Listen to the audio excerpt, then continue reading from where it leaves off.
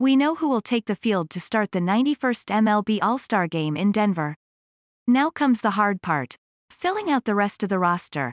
The fans did a pretty good job of selecting 17 worthy starters this year, though of course there were still deserving players that were snubbed in the two-part voting process. The task now falls to the players' ballot and the commissioner's office to select the reserves and pitchers. Considering the positional constraints and requirement that each club have a representative on the two teams, roster space can fill up pretty quickly. To illustrate the challenge, here's my crack at completing full All-Star teams for each league, using the same rules set by MLB. There are 32 spots for each All-Star team, 20 position players and 12 pitchers.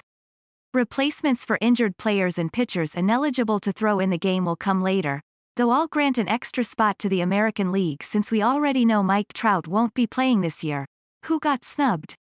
And whose name appears below that doesn't deserve a spot? Let the campaigning begin. The battle for the backup catching spot probably drives old-school baseball fans up a wall. There's nary a batting average above .220 among the leading candidates, though that doesn't mean there aren't all-star caliber players. Zunino gets the edge over Yasmani Grandal and Sean Murphy, as he leads all AL catchers in FWAR, 2.2, and is second in home runs, 18. It's a crowded field among AL first basemen, though it's hard to make a case for anyone other than Gurriel and Olsen as the two reserves. Jared Walsh has been a savior for the Angels and can play some outfield, but he's primarily a first baseman, and having 4 on the roster felt like a bit of a stretch. Semien narrowly beat out Altuve for the starting nod, but there's no questioning the 2017 MVP has earned a spot on the team.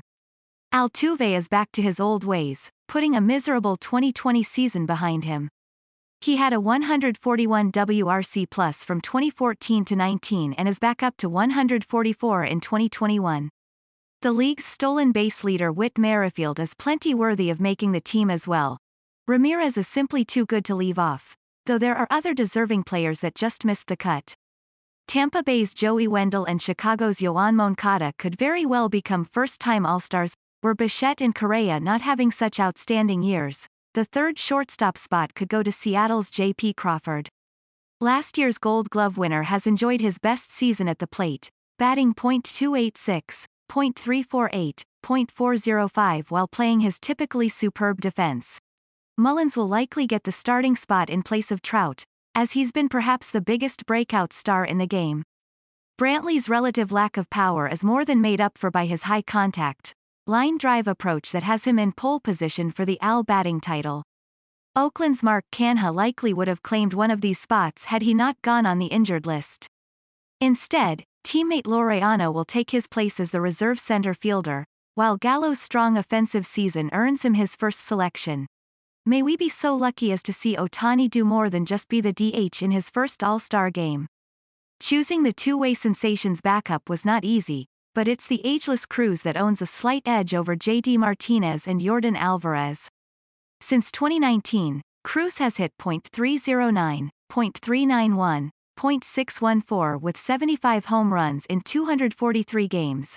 There's always a chance MLB bends the traditional DH rules a bit, which would allow AL manager Kevin Cash to start Ohtani on the hill if he chooses. If not, Gibson is a good pick, as the would-be first-time All-Star leads the AL in era.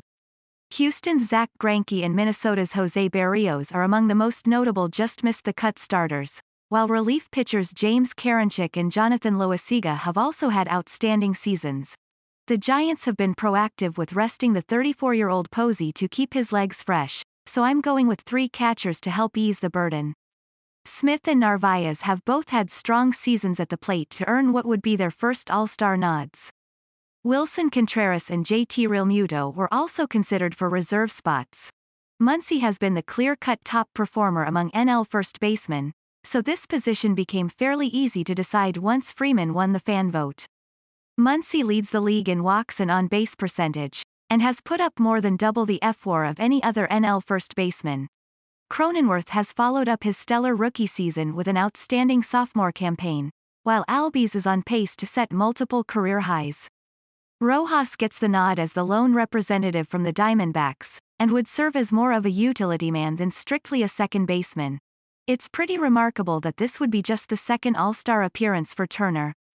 The 36-year-old has hit .297, .380, .501 and never had a WRC plus under 123.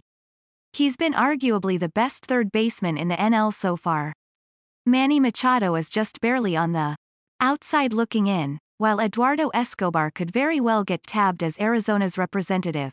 Assuming Turner's finger injury is nothing serious, the 28-year-old should make his All-Star Game debut in Denver.